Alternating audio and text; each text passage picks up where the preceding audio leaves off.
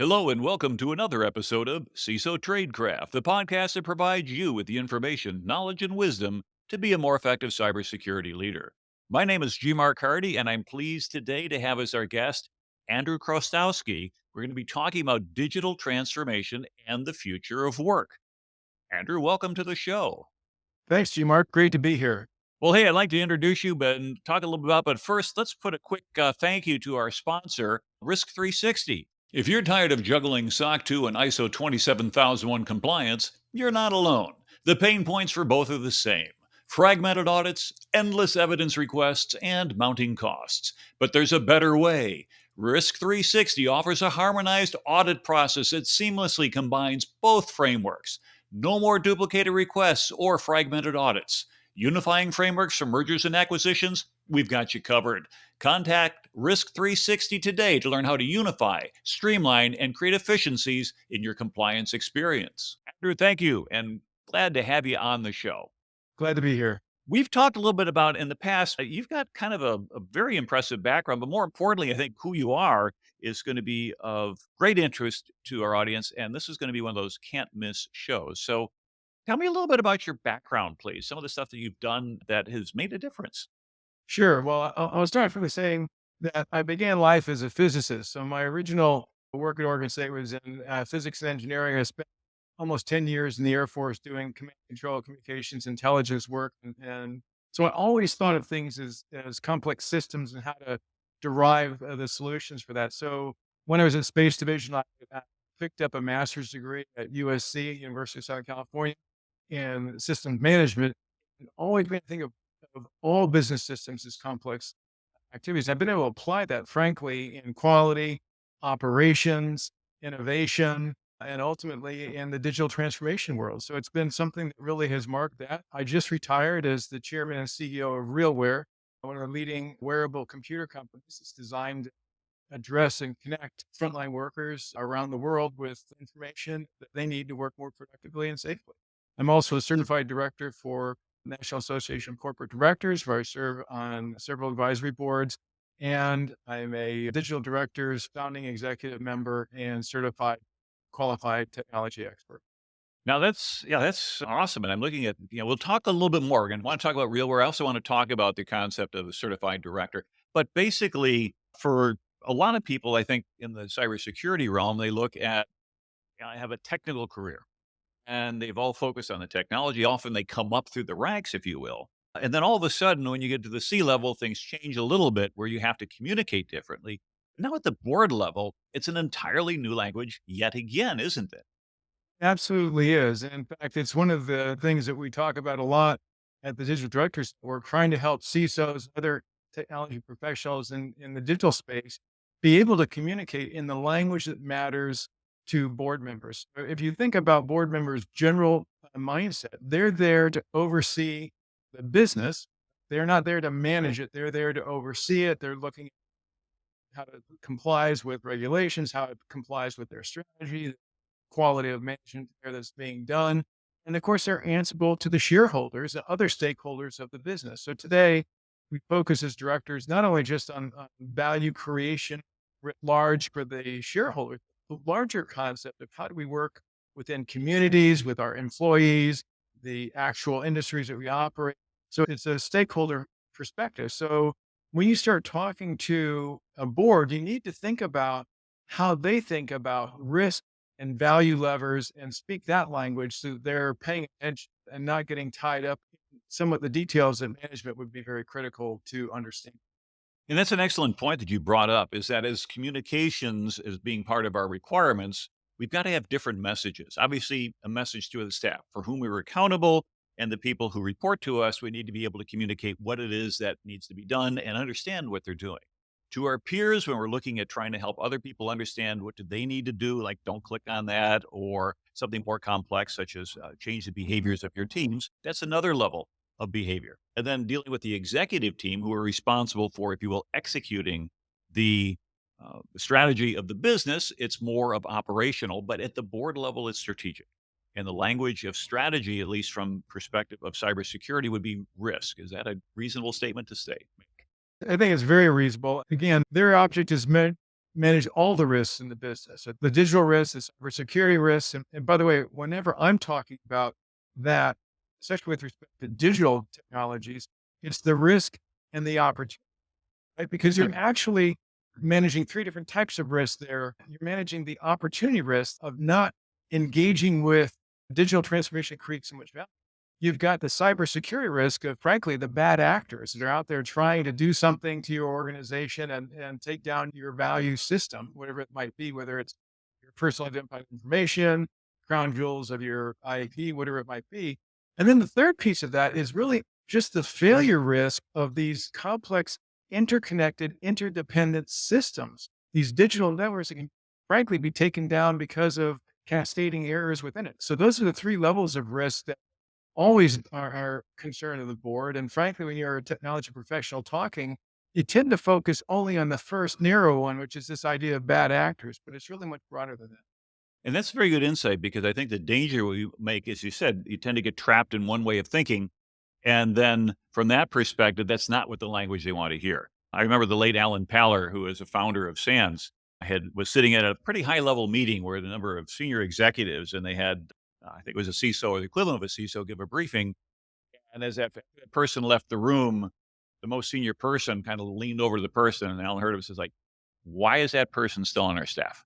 As if to say, "I didn't understand a word that individual said, and why are we paying them?" So we want to ensure that it is understood that it is our obligation to learn to speak the other language, so to speak. And that's the reason for these podcasts and for having you as a guest here is to help our audience become better at their jobs, to be able to communicate effectively.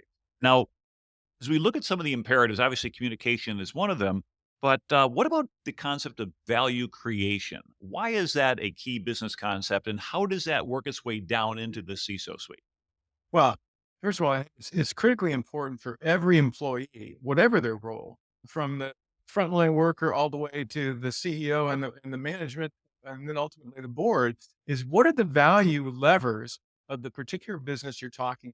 Because those are the ways in which you sustain yourself. If you don't have a real firm grasp on the value creation mechanism for your business, you're simply not going to be a superior operation for any kind of sustainable period of time. So I think that comes down to, what kind of business are you running? Again, I think of the boundary conditions from a physics point of view. It's like, what makes this system operate and what can be perturbed by it? So, when you think about the CISO's role today, think about all the values matter in these levers. So information for your customers, every ERP system, all of your customer resource management processes, right? You think about the IP that you store in your system, so many pieces of that value that are inside and have to be protected by your digital systems. It's probably the biggest area, but it's not the only area because you have to think about how, as a CEO or as a board member, would look what other things interact. We take orders. Can we ship? Recently, there was a very large fruit company that was hit with a cyber attack, and they went back old school. Their contingency was, we got to ship the fruit. We got to ship the bananas before they rot. And so what did they do? They had a process in place to handwrite all of these things while they were down. They shipped all their stuff to stores and they sorted it out later. Right. So understanding that for them, fruit sitting in a warehouse rotting is a huge problem for them. And they had a contingency built up to be able to keep that process moving despite a digital disruption. And so the concept of value creation is important because this is how you justify a line of business or a new initiative. If I say, hey, I want to compete for resources against some other proposal from some other executive, if I can demonstrate in creating more value for the organization than the competition, I'm more likely to be funded.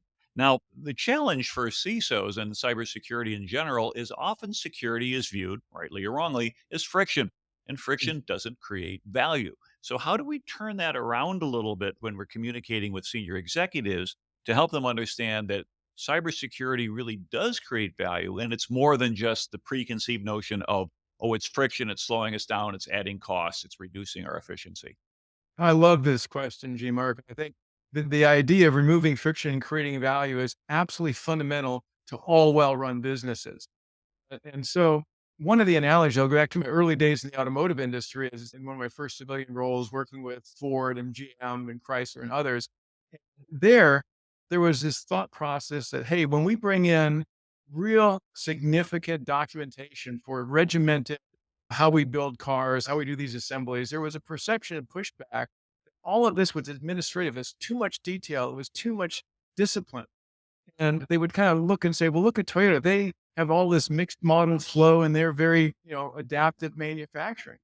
And the reality was, it was actually the discipline of Toyota with respect to quality, documentation, procedure that was so well oiled into their system. It allowed them to have the operational flexibility to be flexible.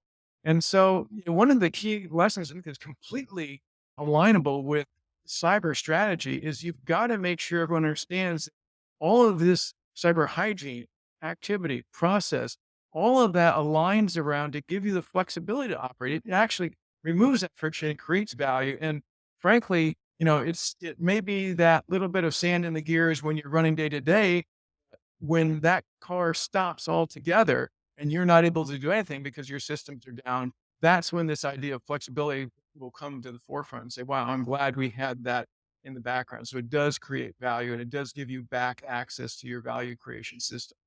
And that's very good insight. And you touched on a couple of concepts that I think I'd like to go into when you were mentioning Toyota. One of them was the concept of culture, and the other is operational excellence. I don't know whether we want to talk about it individually or separately, but your choice. Also, important imperatives in our roles.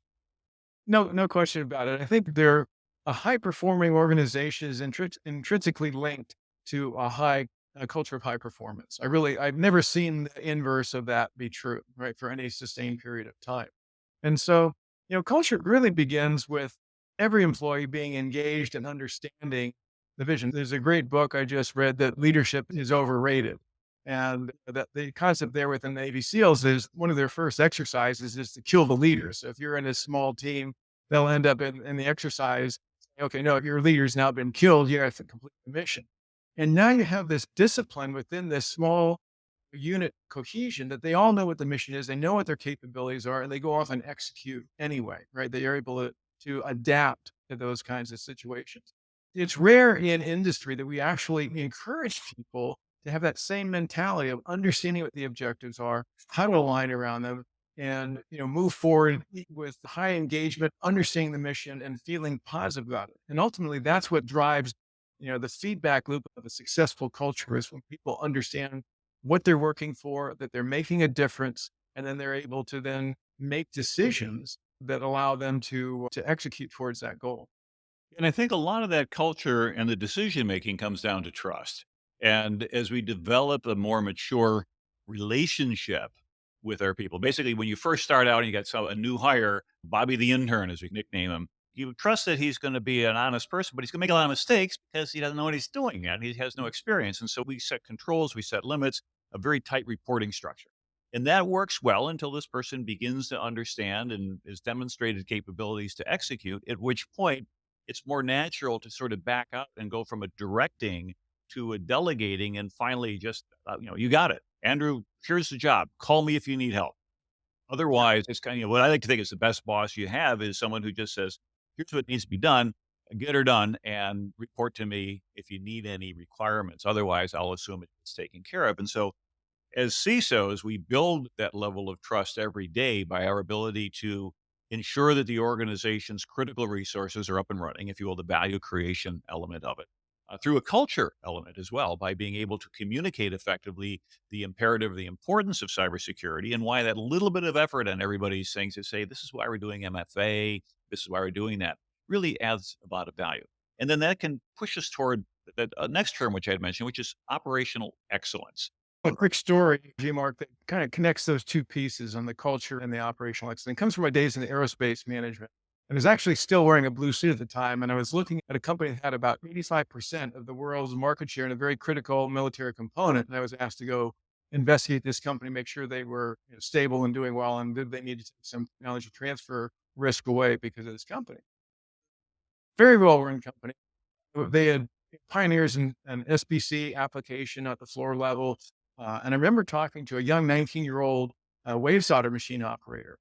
And the kind of walked by and said, hey, this is, they're doing SBC here, blah, blah, blah. And next stop. And I kind of stayed back and I asked this guy, I said, well, what do you think of all this SBC stuff?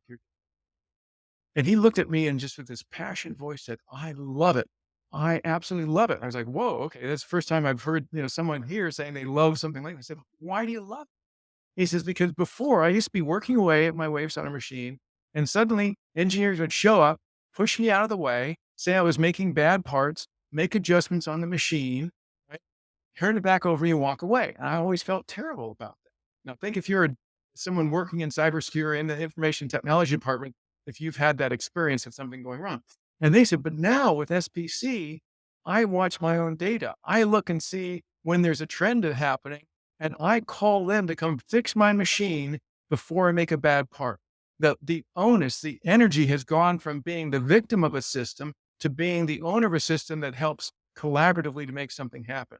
Think about trying to make an organization where there's lack of fear, where those IT professionals working deep in the bowels and late at night, all those things have that same sense of empowerment about monitoring a system and raising an issue and having no fear of having that be their problem, but instead having people come to assist before there's a disruption or before there's a critical event. I think it's the testament of how management creates that lack of fear and trust, as you mentioned, G Mark, that is a great step for culture in an organization. And that leads to operational excellence, which you can talk a little bit more about. Right. I think W. Edwards Deming would be very pleased with that type of an arrangement there, with the total quality management. So as we talk about operational excellence, but also not just doing the job at hand, but how do we continue to improve? We get into growth strategies as well. And when we look at growth strategies, we often say, well, that's the job of the CEO. That's the job of the marketing department. They're out or the new products department. But really, how does growth strategy align with cybersecurity? And what is it that we could do to both deliver operational excellence as well as contribute to a growth strategy?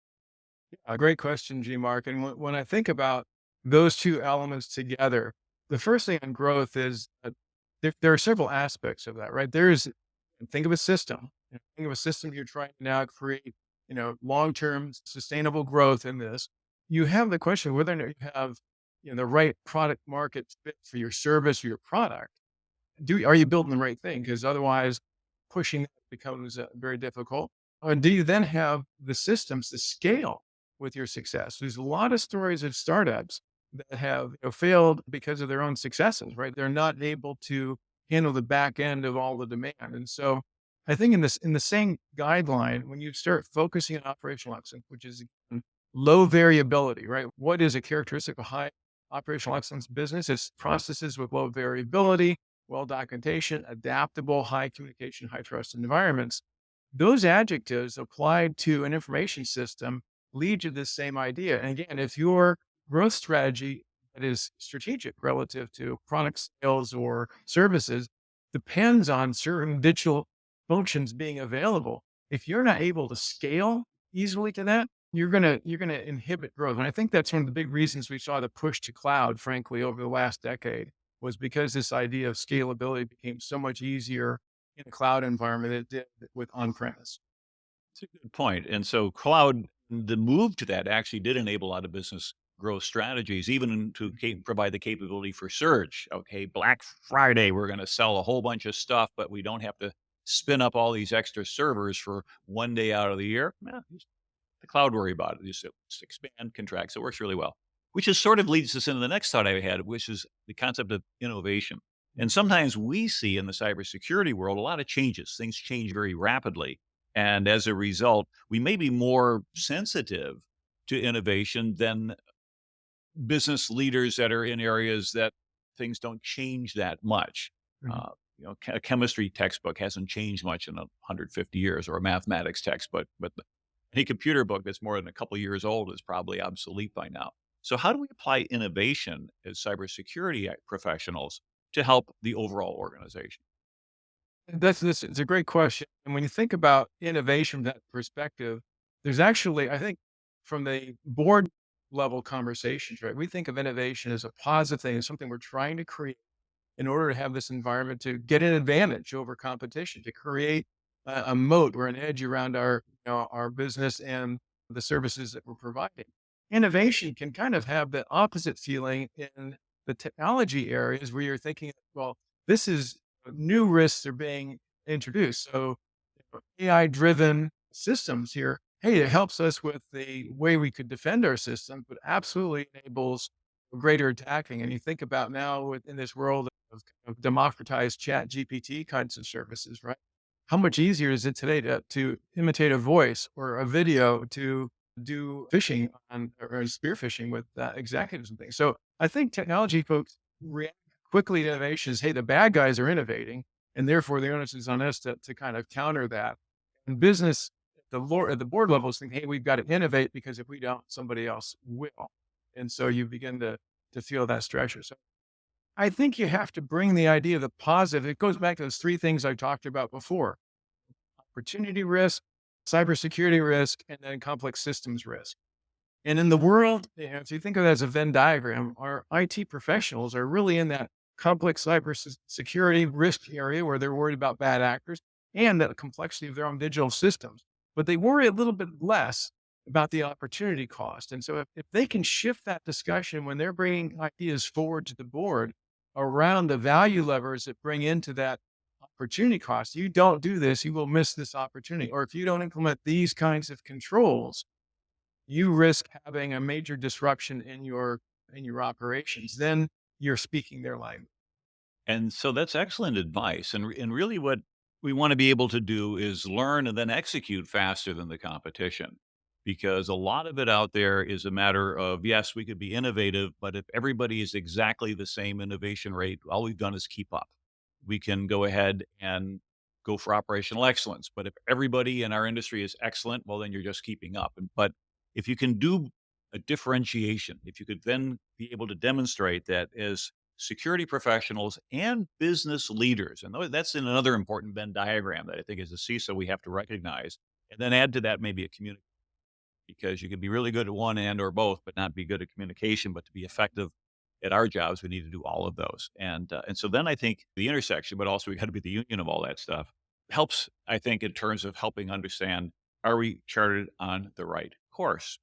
And, as we look to do things and the like, you had an article that you published recently that I really love the title. I want to mention it. It's called The Intention Deficit Disorder, or IDD. And you'd mentioned, with no offense made to anybody who may be suffering from an ADHD or some other medical condition, but tell me a little about your thoughts about what was your idea behind intention deficit disorder? And oh, by the way, maybe I resemble that remark, because a lot of us might think sometimes we do. Yeah. No, it's look, I every year since my early 20s, I've sat down in the last 2 weeks of the year and I think back about my year's goals. Did I achieve? What did I achieve? How did I achieve it? What can I learn from? What were my major failures? What do I want to accomplish next year? Right. And so in this period of time when everyone's focusing on what are my goals for the next year? What do I want to improve? What do I want to work on? What I found is that in my reflection, looking at how, number of articles where people failed in executing this, right? The time to go get your gym membership started is in February, not in January, right? Because the gym will be crowded for the first 3 weeks of January. Wait until February, and now people are back to their own habits. And I realized it was really intention. This idea that we have a major intention, we focus on what it is that we're concerned about, right? And if we have sufficient intention and attention on what we're doing, then we will make progress. Too often, I think in our society, in this fast-paced social media kind of world, right, we're constantly being distracted by other things.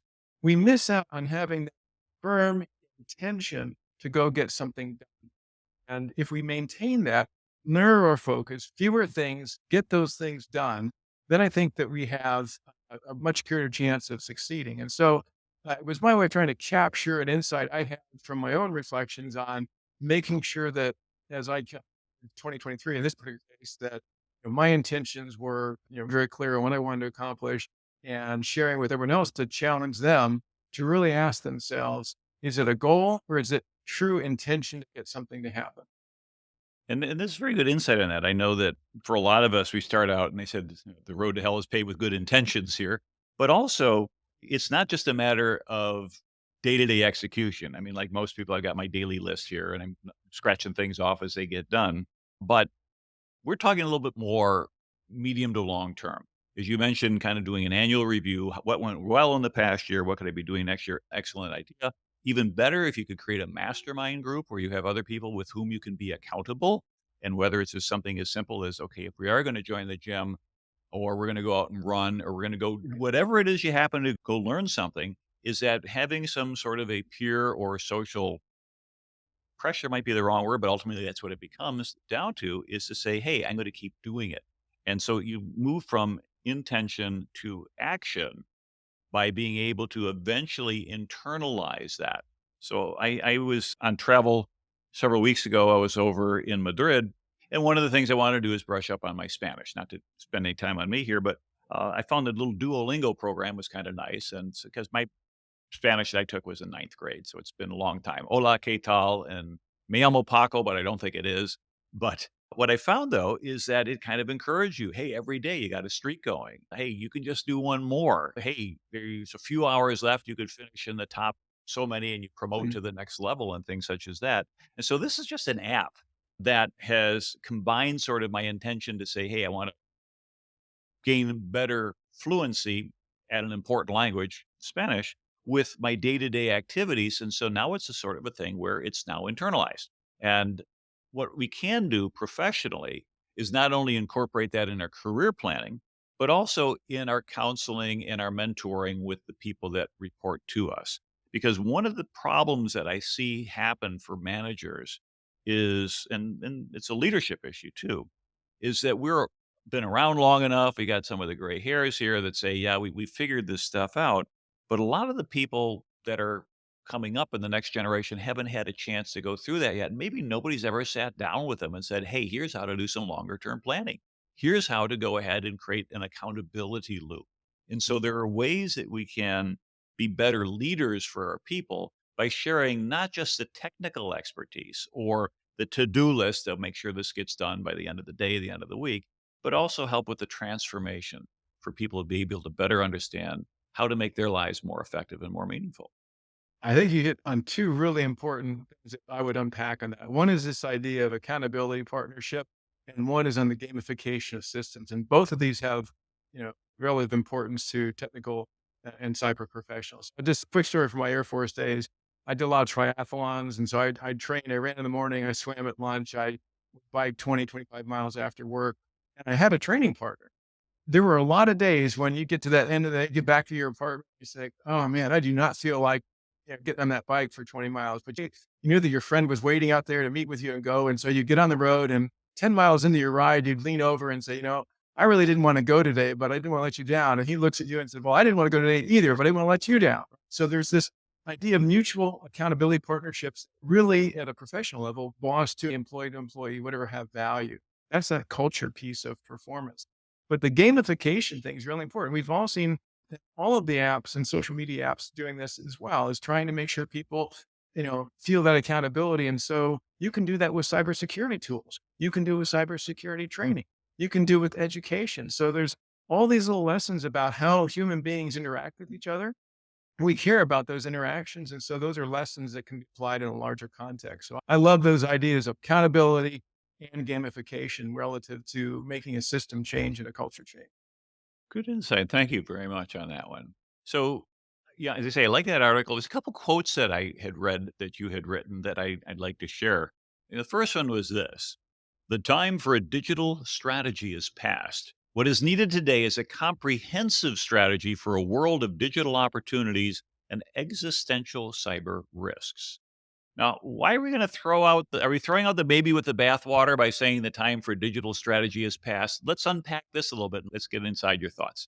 Yeah, I feel it's a little bit like the comment that Obama made during one of the presidential debates, where he says the 1980s is calling and they want their strategy back from in terms of security risks. And I think what I mean by that is that there was a time in the early days of Amazon and the early times of sort of those of us who remember what a dial-up tone sounded like, right? When you're connecting at 300 baud.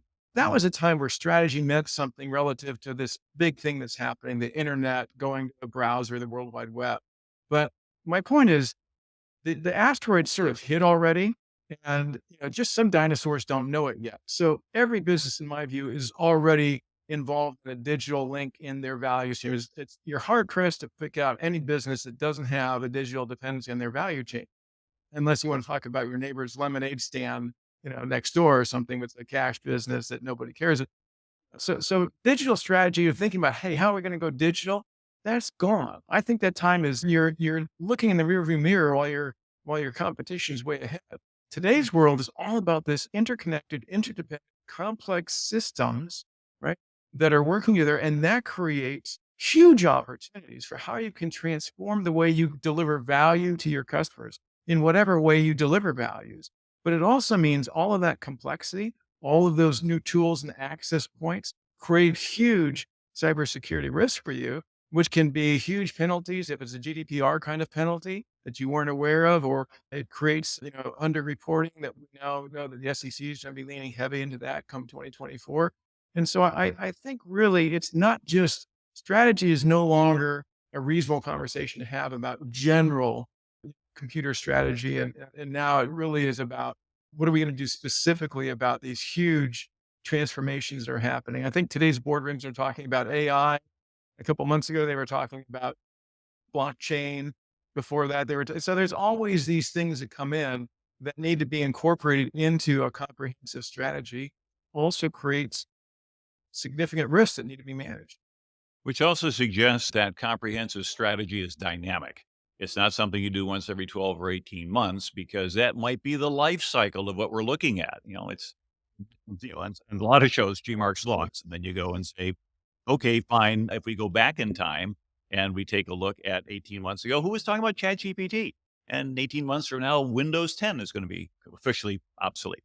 So what we're doing now is we're shifting to a ongoing continuous strategy, so to speak, allowing us to incorporate new ideas, new concepts, adapt to the environment as new forces come in, and then address those risks as well. And to do so, we've got to stay on our toes, and you can't just rely on, if you will, yesterday's training and yesterday's capability. So the other quote that you had, which was sharpen your axe. It sounds like, Mhm. almost like Stephen Covey's seventh tenet, Mhm.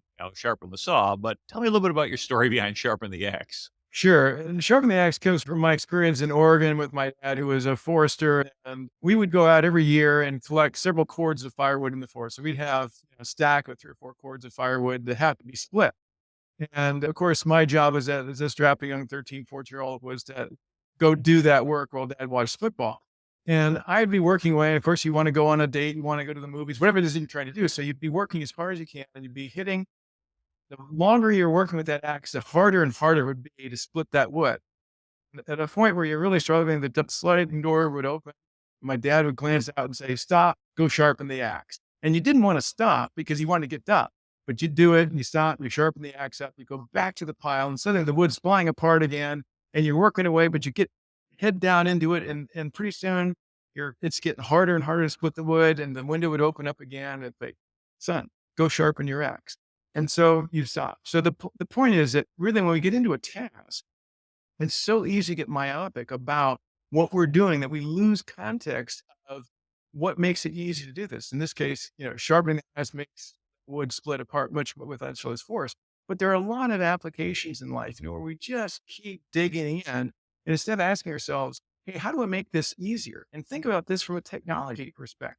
How many tools have IT professionals created for us now that are equivalent of a sharp axe? So I think that's the thing that we kind of build into in terms of doing things better and continuously focus on it, but not getting tied up with the fact that when the level of effort gets harder, not to back off and think about a different way to do it. And I think to emphasize that point, it's in addition to not just the processes that we have, which we want to keep sharp, and obviously, one analogy could be keep your software up to date, but also our own skill sets. And so, investing in our own professional education, whether it's formal, whether we go off and get a university degree, whether we go and get a commercial certification, or do what we're trying to do here, which is to provide a body of knowledge through a podcast or Mhm. a YouTube videos that people could go to and say, wow, I learned something useful. Uh, it's all a matter of staying engaged in that. I know that my partner here at CISO Tradecraft, he says he goes through, I don't know, something like 14 or 15 podcasts a week. And like, how do you find the time? And he says, well, plays them at 2x. And after a while, you listen to things at 2x. If the speaker is good diction and they don't have a lot of fillers, it works. And for his morning walk, he can knock out, well, 30-minute walk, you knock out an hour's worth of podcasts. And all of a sudden it adds up. And what we find then is there's a cumulative benefit toward sharpening that axe. Although it might be dulling, so to speak, against the last bit of wood that you've chopped, the reality is that the habit of doing so becomes a sustainability element, much like that accountability, where we go ahead and we're going to go do the run or we're going to go work out or do the ride, even if we didn't feel like it. Because once that's internalized, I think it's really made a big difference. And so that's where we want to get to, where it's nice if I have an accountability partner, but if I don't, I'm still going to do it anyway. And because you look at the way that some people happen, I mean, how do you get an accountability partner for Elon Musk? Who's going to keep Mhm. up with it? And so as a result, some people have to be self driven. Not to say we could all be like Elon, but we could learn a little bit from his behavior. I would just say one more thing on that topic is what Mark Twain said more than a century ago is even more true today. He said, never let school get in the way of your education. And Hmm. today, there is so much more to learn. As you said, the textbooks today in many subjects are obsolete before you get to them. So, really, college today is more about learning how to learn and learning how to think in a reasonable way than it is about a specific mastery a topic. Because by the time you graduate that topic, the world experts in that topic aren't teaching it, doing it somewhere. And so, I think that idea of continuous education, leaning into Coursera, leaning into online tools, podcasts, other kinds of things where lifelong reading. I'm a big fan of the Read to Lead podcast that Hmm. focuses on, leadership is about experiencing the failures and successes of others and not having to do it all yourself. So great point there.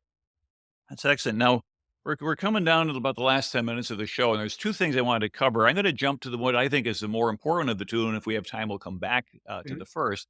And let's talk about the Digital Directors Network. The Digital Directors Network, well, you've been involved in that. And well, just tell me a little bit more about it. 'Cause it's kind of fascinated by it. The more I read about it, the more I'm saying, I want a piece of this. So the Digital Directors Network started in about 2017. I got involved very early on as an idea at the National Association of Corporate Directors in 2018, where I met Bob Zukas, the CEO and founder. And I became a founding executive member of this organization whose focus is trying to bring a digital savvy and cybersecurity experience into the boardroom because we feel that is a unique and different kind of risk management just all the other risks that people manage all the time. And so there's this idea within boards, and believe it or not, 25 years ago, before Sarbanes-Oxley, there wasn't need for a qualified financial expert to be on a board's audit committee. So think about this, right? Hey, we can manage, we know how to look at a financial statement. And then, of course, then the financial crisis hit. And suddenly, government says, no, you need to have a qualified financial executive on your board and in your audit committee in order to understand the complexities of all these things that are happening with the financial malfeasance that went with Enron and WorldCom and all of that kind of stuff. Flash forward to today, you've got board members out there who will say, we manage all kinds of risks. We don't need to have, a qualified technology expert in our board. We just need to be able to ask better questions. And in a summary, digital directors is about, well, it's not just about asking better questions. It's about actually understanding the answers and able to go down to the next level. So we deal with the problem from both sides, helping CISOs and other cyber executive professionals speak the language of boards and be ready for board governance opportunities that we think will be happening, much like you saw the initiative for women getting into the boardroom and other diversity of thought and equity happening in the boardroom. And the other side is board education, helping them understand the dynamics of these risks, opportunities, and the nature of what they need to oversee. Now, do you think that the SEC missed something when their recent guidance, which came out effective in September with regard to cybersecurity and boards, where they struck that provision that boards had to document what their cybersecurity expertise was among their membership? Or do you think it's just something that they didn't want to throw too much too soon and that's going to come later? Or do you think the writing is on the wall and that a prudent board will have some cybersecurity expertise, whether or not they're told to do so? What's your read on Well, that? in the end, I think that the die has been cast and we just haven't gone there. I don't think the SEC went far enough without specifying and have that kind of technical governance on your boards. But I think it's going to get there in the future. I think there's a lot of resistance from other organizations and existing boards who didn't want to be pressure in this area. But the nature of the challenge that we talked about, right? The cybersecurity risk, complex system risk, opportunity risk are going to force ultimately that to happen. And we'll look back and I don't know if it'll be 5 years or 10 years, people have that same perception that, If today you said you don't need a financial expert on your board, well, they'd say, well, of course, it's required by legislation today. But of course, they say that's a bad idea. Of course, you do. I think 5, 10 years from now, the same feeling will be, of course, in a world that is so digitally connected and interconnected, you need to have this kind of expertise at a deeper level on your board of directors. I think that is inevitable. Good insights. Now, one of the things that I know the Digital Directors Network have is some courseware, and one of them is a boardroom certified qualified technology expert, or a Mhm. QTE. Could you Mhm. tell me a little bit about the concept of what is a QTE? Is that a board person getting smart about cyber? Is it a cyber person getting smart about board? And then how would somebody investigate that a little bit further? Well, first of all, I encourage everyone to go to the Digital Directors Network and find out more about it. There are classes for the Certified Quality Technology Expert 501 virtually every month. And so they can go there, sign up. It's delivered both in online modes and is also delivered in person. So depending on your schedule, you can do that. We also have an annual conference, and the next one is Domino 24, happening May 15th and 16th in Chicago, or at the University of Chicago. The best voices on cybersecurity and governance come together, and we really have conversations about what's happening in this space between regulation, between best practices, between emerging threats and opportunities. So I'd encourage your listeners to take a look at what's going on at Digital Directors. And that QTE class is mostly focused on cyber professionals, CISOs, and CAOs who want to be in the boardroom. But we've had a lot of board members who have come in and said, I want to understand what my part of it is. So we've worked, both sides of that equation. Interesting, and that does sound worthwhile. So that's kind of on my list. You talk about the intentions and things Yeah. like that. I put that kind of on my list of things to look into for next year. So we're getting close to the end of the show. So let's do a little bit of wrap up. So we talked a little bit about imperatives, the idea of value creation, being able to help the organization generate more than you've put into it, if you will, creating value. The importance of culture and why that matters and our ability not only with our relationships with the people to whom we report and work with, but also the teams that report to us. Operational excellence, the ability to deliver above and beyond a standard of mediocrity, so that every time something is done from security or within the organization, it's done correctly and it's done so well that people are like, wow, that's Mhm. great. We looked at growth strategies, the ability to be able to support the organization as they go ahead and get into new lines of business or expanding what they're doing, and security being an enabler for that rather than, if you will, sand in the gears. And then innovation, why we're constantly dealing with innovation in cybersecurity because of the rapid nature of change, and also, therefore, why innovation would be important in dealing with other elements of the organization from a cybersecurity perspective. We mentioned your intention deficit disorder article, which I loved again, the title of that. And again, I'll repeat your quote: the time for a digital strategy is past. What is needed today is a comprehensive strategy for a world of digital opportunities and existential cyber risks. And we finished up with the idea of sharpening your axe and then the opportunities that are presented to cybersecurity professionals through an organization called the Digital Directors Network. It's the website digitaldirectors.network, using that. And then you can find information there, including, as we said, that QTE course. Is there anything else that I didn't think of before we wrap up the show? No, look, thanks very much, Seymour, for allowing me to talk on a topic I'm passionate about.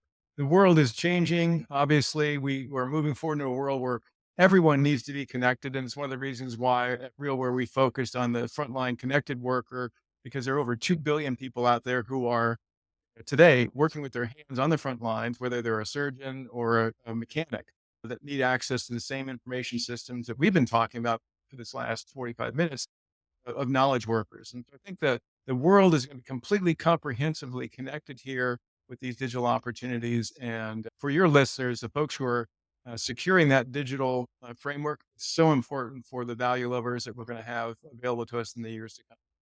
Well, thank you very much. For our audience, you've been listening with Andrew Chrostowski, and I'm your host, G. Mark Hardy. We hope that you've enjoyed this program. If you like, please follow us on LinkedIn. If you're not doing so, we do more than just podcasts. We have what we hope is a high signal to low noise ratio, steady stream of information to help you with your career. And look for us on YouTube if you're not doing so already. And now I understand why I always want people to follow you, because it helps us get rid of the ads we don't want to, and we get better control. So you help us out and you help yourself out. It doesn't cost you anything to do so. And don't forget to share with everybody else where you get your good ideas, because hopefully it's here. We're always willing to listen to you. Give us a note at CISOTradecraft.com or connect to us on LinkedIn. Otherwise, hopefully you have a great and a safe week. And until next time, stay safe out there.